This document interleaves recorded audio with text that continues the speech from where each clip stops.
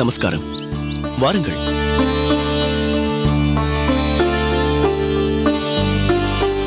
நமஸ்காரம்.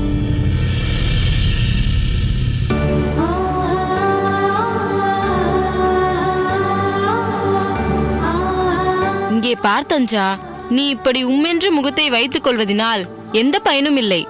ஆமாமடி, இன்னும் சற்று நேரத்தில் நிச்சயதார்த்தம் நடக்க போகிறது. அங்கே போய் மனையில் உட்காரும் போது இப்படித்தான் முகத்தை வைத்துக் கொள்ளப் போகிறாயா? நீ இப்படி முகத்தை வைத்துக் கொள்வதனால் பெண்ணுக்கு இந்த கல்யாணத்தில் விருப்பமில்லை போலிருக்கிறது என்று மாப்பிள்ளை வீட்டார் நினைத்துக் கொள்ளப் போகிறார்கள். வேறு வழியில்லை தஞ்சா, கிடைத்ததை வைத்துக்கொண்டு திருப்திப்படத்தான் வேண்டும். நம் புனிதாவியை எடுத்துக்கொள். எள்ளளவும் அவளுக்கு தன் தாயின் தம்பியை கல்யாணம் செய்வதில் விருப்பமில்லாமல் தானே இருந்தது. பிறகு ராமானுஜர் அவள் கணவனை நல்வழிப்படுத்தி இப்போது அவர்கள் வாழ்க்கை சீராகத்தானே ஓடிக்கொண்டிருக்கிறது. அவளுக்கு கல்யாணத்திற்கு பின் வந்த ராமானுஜர் எனக்கு நிச்சயதார்த்தத்துக்கு முன் வரக்கூடாதா?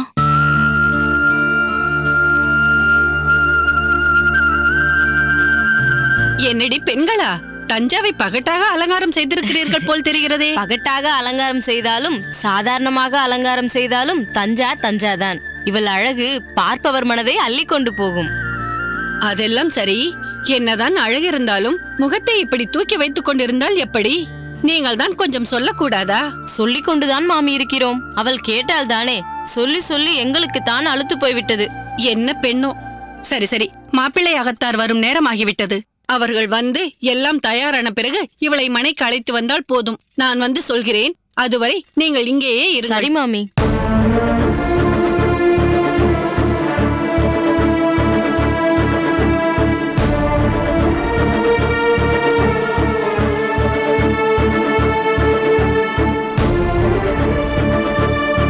நமஸ்காரம். வாருங்கள்.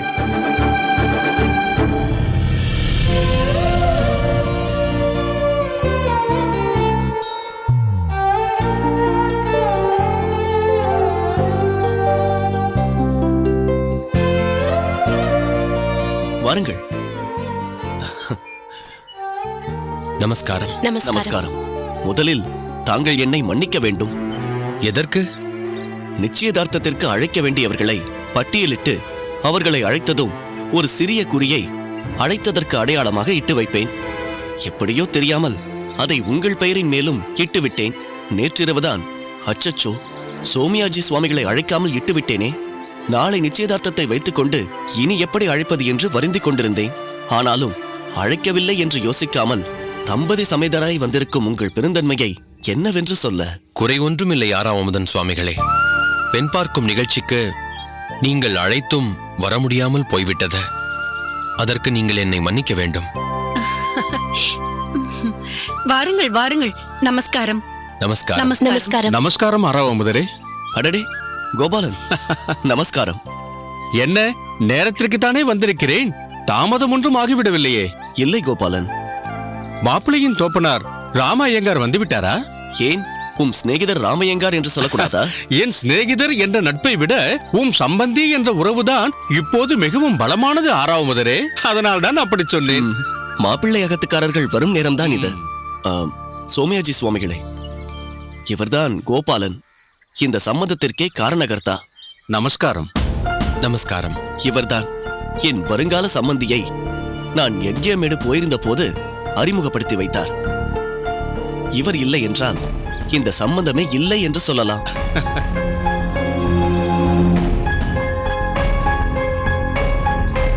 கோபாலன், இவர்தான் சோமியாஜி, எங்களுக்கு நெருக்கமான குடும்ப நண்பர். அது அவருடைய மனைவி. நமஸ்காரம். நமஸ்காரம். இது என் மனைவி கௌசல்யா. நமஸ்காரம். நன்றாக தெரியுமே. நமஸ்காரம் அம்மா.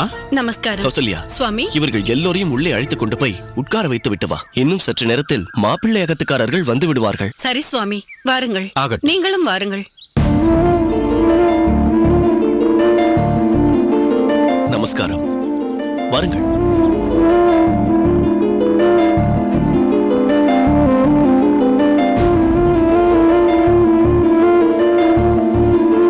வாருங்கள், அமருங்கள். நமஸ்காரம். நமஸ்காரம். அமருங்கள். எல்லோரும் அமருங்கள். என்னம்மா கௌசல்யா, நேரமாகி விட்டது. மாப்பிள்ளை வீட்டார் எங்கே? இதோ வரும் நேரம்தான் மாமா. காந்திமதி, நீ எங்கே வரமாட்டாயோ என்றுதான் நினைத்தேன். எப்படி வராமல் இருக்க முடியும் மாமி? தஞ்சமாம்பாளோடு இன்று நேற்றா பழக்கம். தஞ்சா எங்கே இருக்கிறாள்? உள்ளேதான் இருக்கிறாள். காந்திமதி, அங்கே பார், மாப்பிள்ளை பையன் வருகிறான்.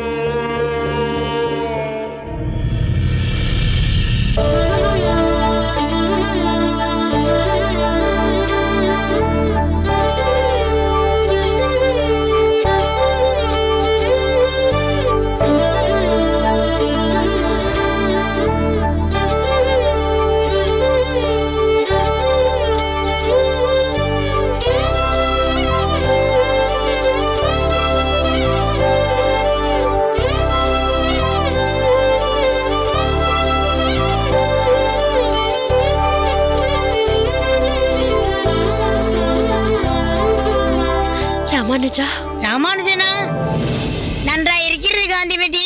மாப்பிள்ளை பையன் பெயர் ஜெயன்.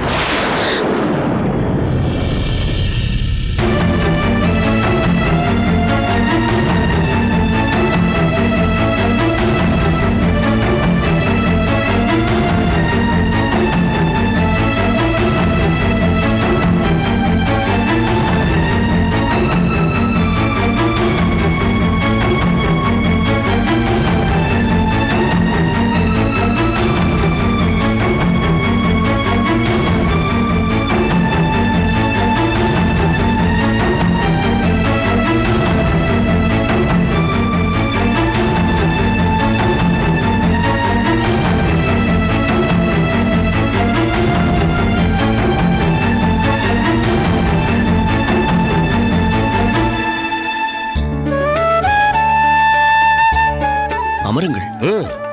நீயும் உட்கார்ந்து கொள். உட்காரு.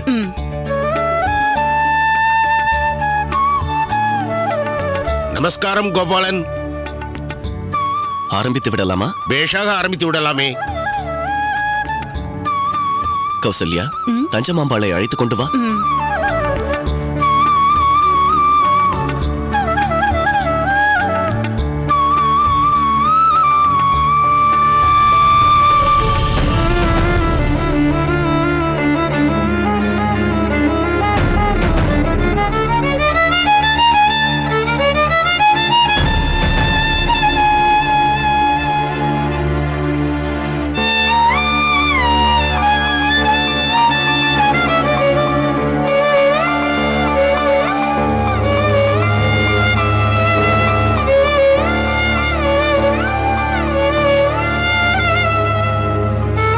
உட்காரம்மா, உட்கார்.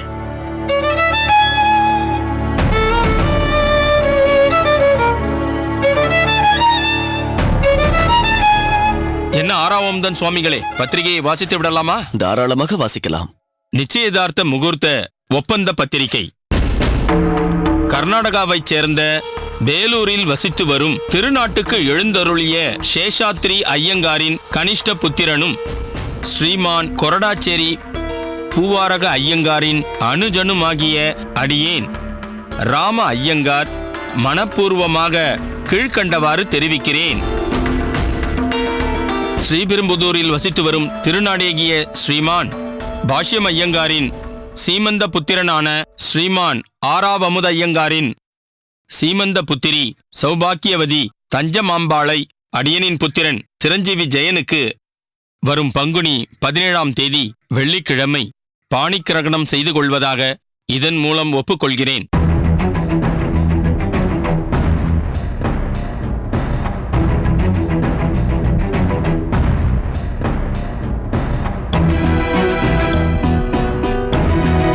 இங்கனம் அடியேன் கொரடாச்சேரி ராம ஐயங்கார் கூறியதை நானும் முழு மனதாக சம்மதிக்கிறேன். இங்கனம் பள்ளத்தூர் ஸ்ரீமான் ஆறாவமுத ஐயங்கார். ராம ஐயங்கார் சுவாமிகளே, சொல்லுங்கள் சுவாமி. பெண்ணை நிச்சயம் செய்யும் விதமாக உங்கள் தாம்பூலத்தட்டை முதலில் ஆறாவமுதன் சுவாமிகளிடம் கொடுங்கள்.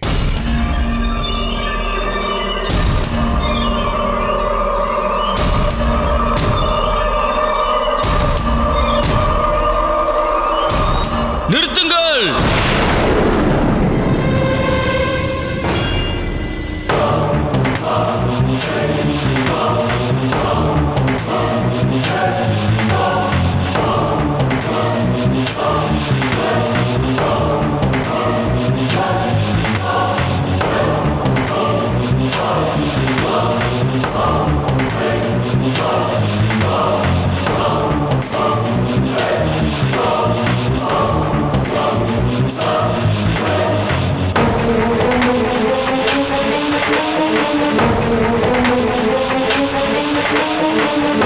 அமுதா, என்னடி இது?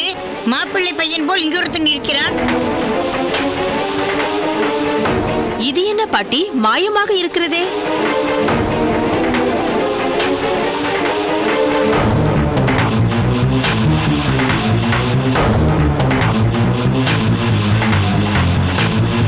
எழுந்திரடா. எழுந்திரு என்றால் என்ன ஏமாற்றுகிறீர்களா? நான் தான் மாப்பிள்ளை என்று சொல்லி என்னை ஏமாற்றுகிறீர்களா?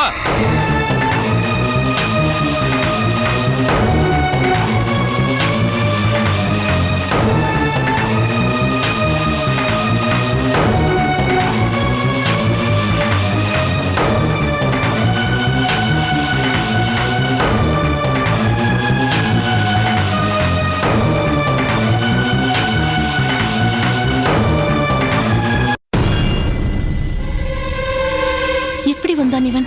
திருடன் வந்து திறந்தான். அவன்தான் வந்து சொன்னான், நீங்கள் எல்லோரும் சேர்ந்து கொண்டு என்னை ஏமாற்றுகிறீர்கள் என்று. சுவாமி, என்ன இது? இவர் யார்? பார்ப்பதற்கு மாப்பிள்ளையைப் போலவே இருக்கிறாரே. மாப்பிள்ளை போல் அல்ல, நான் தான் மாப்பிள்ளை.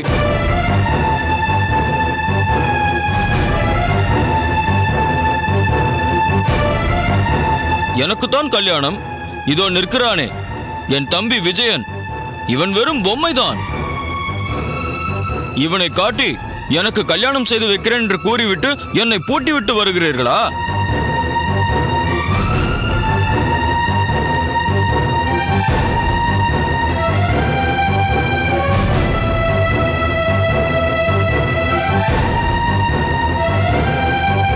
என்ன ராமையங்கார், என்ன இதெல்லாம்?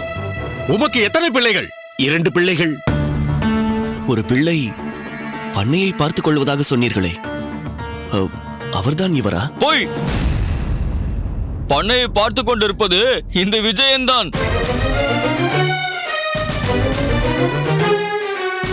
இவர் பெயர் விஜயனா? மாப்பிள்ளை பெயர் ஜெயன் என்றுதானே சொன்னீர்கள்? ஆறாவமுதன், சற்று பொறும், நான் பேசிக் கொள்கிறேன். ராமையங்கார், என்னவோ இதெல்லாம்? இந்த பையனுக்கு சற்று புத்தி சுவாதீனம் இல்லாதது போல் தெரிகிறது. எனக்கு நிறைய புத்தி இருக்கிறது. எங்கள் அப்பாவுக்கும் அம்மாவுக்கும் தான் புத்தியே இல்லை. ராமையங்கார், ஒரு புத்தி சுவாதீனம் இல்லாத பையன் உங்களுக்கு இருப்பதை ஏன் மறைத்தீர்கள்? அது வந்து ஏய், உன் பெயர் என்ன? சொல்லடா, உன் பெயர் என்ன? விஜயன்.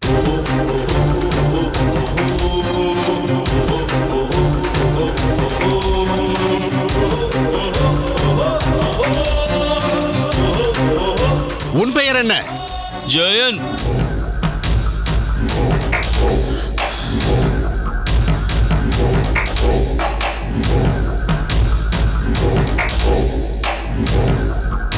என்ன ஓய், நிச்சயதார்த்த பத்திரிகையை பிரகஸ்பதி வாசித்த போது மாப்பிள்ளையின் பெயர் ஜெயன் என்றுதானே வாசித்தார்? உண்மையிலேயே இவனை காட்டி அவனுக்கு கல்யாணம் பண்ணுவதற்காக ஏற்பாடு செய்தீர்களா? இல்லை இல்லை, தவறிப்போய் விஜயனுக்கு பதில் ஜெயன் என்று சொல்லிவிட்டேன். இல்லை மாமா, என் அப்பா நல்லவரே இல்லை. உனக்கு யாரும் பெண் கொடுக்க மாட்டார்கள். விஜயனை மாப்பிள்ளை என்று காட்டிவிட்டு கல்யாணத்து அன்று உன்னைத்தான் மனையில் உட்கார வைக்கப் போகிறேன் என்று என் அப்பா சொன்னார்.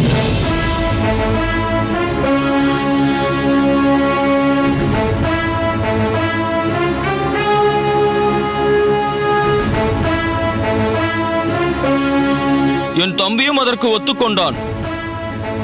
ஆனால் இப்போது விஜயன்தான் மாப்பிள்ளை, விஜயனுக்கு பதில் ஜெயன் என்று வாய் தவறி சொல்லிவிட்டேன் என்று பொய் சொல்லுகிறார்கள். அசடே, சற்று வாயை மூடு. நீங்கள் எல்லாம் தான் அசடு. என்னை ஏமாற்ற பார்க்கிறீர்கள் என்று கண்டுபிடித்து இங்கு ஓடி வந்து விட்டேன் பார்த்தீர்களா? நான் புத்திசாலி, நீங்கள் எல்லோரும் தான் அசடு. திருடன் மட்டும் வந்து என்னை திறந்து விட்டு உன்னை ஏமாற்றுகிறார்கள் ஜெயன் என்று சொல்லாமல் இருந்திருந்தால் என்ன ஆகியிருக்கும்? விஜயனுக்கு இப்பெண்ணை நிச்சயம் செய்திருப்பீர்கள்.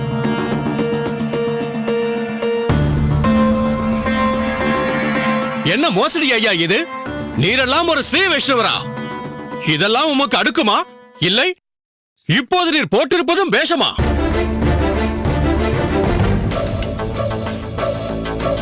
இவன் சொல்வதெல்லாம் உண்மைதானா? அப்படித்தான் திட்டம் போட்டிருக்கிறீரா? இந்த ஜெயனைத்தான் கல்யாண பந்தலில் உட்கார வைப்பதாக இருந்தீரா?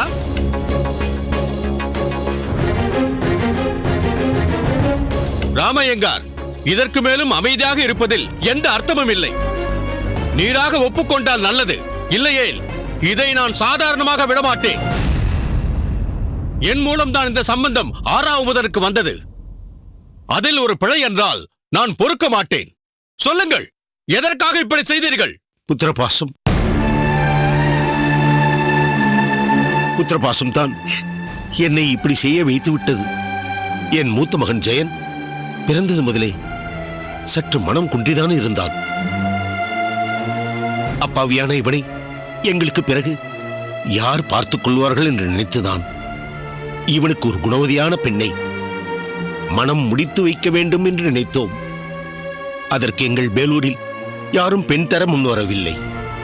அதனால்தான் வெளியூரில், அதுவும் வசதிக்கு ஏற்றாற்போல் பார்க்காமல் சற்று நடுத்தர குடும்பத்தில் பெண் எடுக்க வேண்டும் என்று தீர்மானித்தோம். கோபாலன் மூலம் ஆறாவதன் பரிட்சயமானதும் எப்படியாவது இந்த சம்பந்தத்தை முடித்துவிட வேண்டும் என்று தீர்மானித்தோம். மாப்பிள்ளை சற்று மனநலம் குன்றியவர் என்று சொன்னால் எங்கே ஆறாவதன் மறுத்து விடுவாரோ என்று பயந்துதான் இளையவன் விஜயனை காண்பித்து மூத்தவன் ஜெயனுக்கு கல்யாணம் செய்து வைக்க தீர்மானித்தோம்.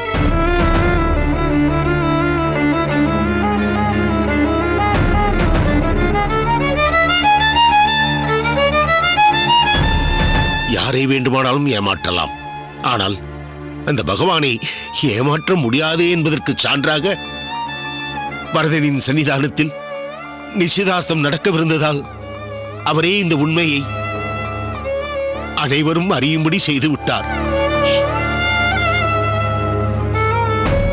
அட பாதகா, உன் மகனின் வாழ்க்கைக்காக ஒரு அப்பாவி பெண்ணின் வாழ்க்கையை அழிக்க இருந்தீரே, நீரெல்லாம் ஒரு ஸ்ரீ வைஷ்ணவரா? ஆறாவதா, என்னை மன்னித்து விடப்பா. இந்த சம்பந்தம் மட்டும் முடிந்திருந்தால் தஞ்சமாம்பாளின் வாழ்க்கை என்னவாகி இருக்கும்? இப்போது மட்டும் என்ன, அவள் வாழ்க்கை முடிந்துதான் போய்விட்டது.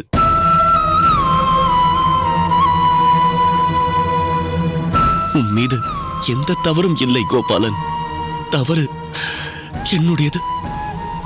மாப்பிள்ளை அகத்தினர் வசதியானவர்கள் என்று தெரிந்ததும் எதை பற்றியும் ஆராயாமல் ஆனந்தத்தில் மிதந்து கொண்டிருந்தேன்.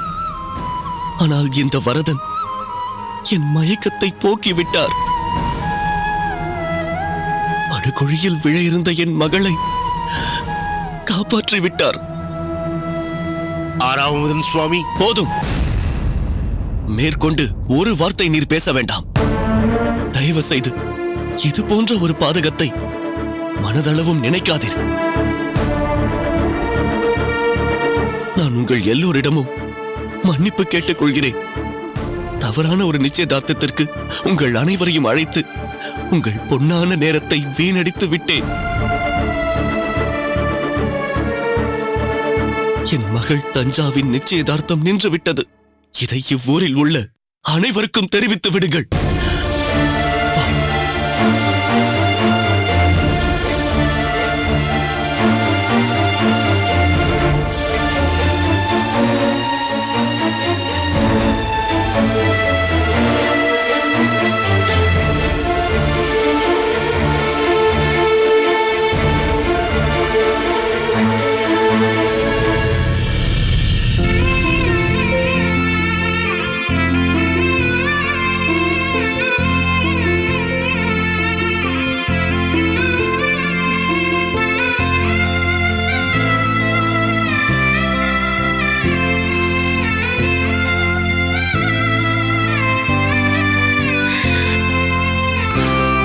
வரம் தந்து விட்டாய் வரதா.